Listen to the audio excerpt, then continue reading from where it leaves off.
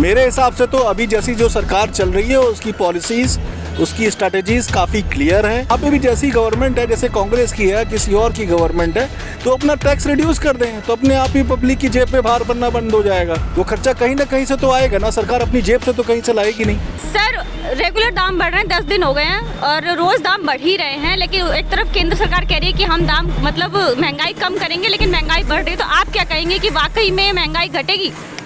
महंगाई घटने का तो नहीं है मैम। देखिए, जो भी है सरकार अपने सोर्सेस तो इनकम के बढ़ाएगी ना, कहाँ से बढ़ाए।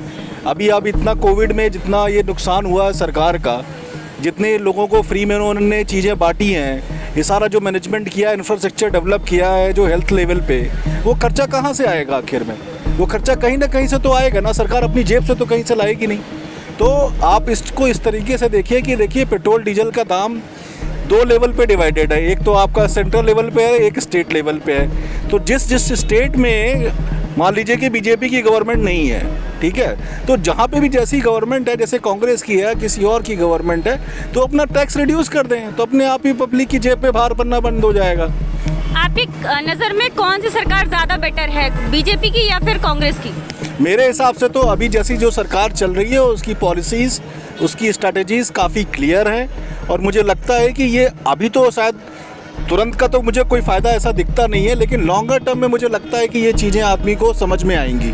अभी तो किसी को कोई समझ में नहीं आ रहा। अभी तो लोगों को दिख रहा है कि भैया तेल का दाम बढ़ गया, 10 रुपये बढ़ गया, 15 रुपये बढ़ गया, लेकिन ये देखिए कि आप कितना इंफ्रास्ट्रक्चर डेवलप हो रहा है, सड़कें कितनी तेज़ी से बन रही हैं, बाकी चीज़ें कितनी तेज़ी से बन रही हैं। तो उसमें तो कहीं ना कहीं से मनी तो आपको इन्वेस्ट करनी पड़ेगी ना, कहाँ से लाओगे आप मनी? तो मतलब आपकी नज़रों में जो बीजेपी की सरकार की नीति है वो बेटर है? बेटर है, मेरे हिसाब से तो बेटर है।